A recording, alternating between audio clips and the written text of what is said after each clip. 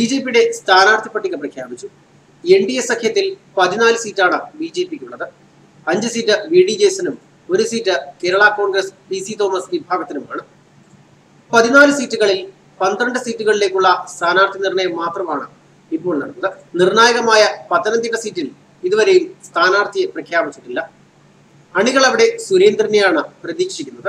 സുരേന്ദ്രൻ പത്തനംതിട്ടയിൽ മത്സരിക്കുന്ന തരത്തിലുള്ള പ്രചരണങ്ങളും നടന്നു കഴിഞ്ഞു. എന്നാൽ പത്തനംതിട്ടയിലെ സ്ഥാനാർത്ഥിയെ പ്രഖ്യാപിക്കാത്തത് കൂടുതൽ ആശയക്കുഴപ്പത്തിന് വഴിവെക്കുകയാണ്. ആലപ്പുഴയിലും സ്ഥാനാർത്ഥിയെ പ്രഖ്യാപിച്ചിട്ടില്ല. അതേസമയം സ്ഥാനാർത്ഥി പട്ടികയിൽ ചില പുതുമുഖങ്ങളും ഇടം നേടിയിട്ടുണ്ട്. ബി.ജെ.പിയിൽ പ്രമുഖരായ പല നേതാക്കളും ഉണ്ടായിട്ടും എന്തുകൊണ്ടാണ് ആർക്കും അറിയാത്തവരെയും സ്ഥാനാർത്ഥി പട്ടികയിൽ ഉൾക്കൊള്ളിച്ചതെന്നുള്ള ചോദ്യവും അണികൾ ഉന്നയിക്കുന്നുണ്ട്. അതുകൊണ്ട് തന്നെ കൊല്ലത്തെ കെ.വി. സാബുവിനെയും കാസർഗോഡ് രവീശൻ തന്ത്രിയെയും തിരയുകയാണ് ബി.ജെ.പി അണികൾ.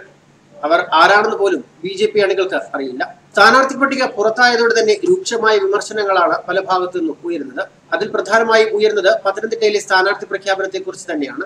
എന്തുകൊണ്ടാണ് പത്തനംതിട്ടയിൽ സുരേന്ദ്രനെ പ്രഖ്യാപിക്കാത്തത് എന്നുള്ള വിമർശനമാണ് അണികൾ പ്രധാനമായും ഉന്നയിക്കുന്നത്. ശബരിമല വിഷയത്തിലടക്കം മുൻപന്തിയിൽ നിന്ന് പോരാടിയ ഒരു നേതാവാണ് കെ സുരേന്ദ്രൻ. എന്നിട്ടും കെ സുരേന്ദ്രന് ശബരിമല കൊടുക്കുന്നതിൽ ഇത്രയും ചിന്തിക്കാൻ എന്തിരിക്കുന്നു എന്നാണ് അണികൾ പ്രധാനമായി ഉന്നയിക്കുന്ന ഒരു ചോദ്യം.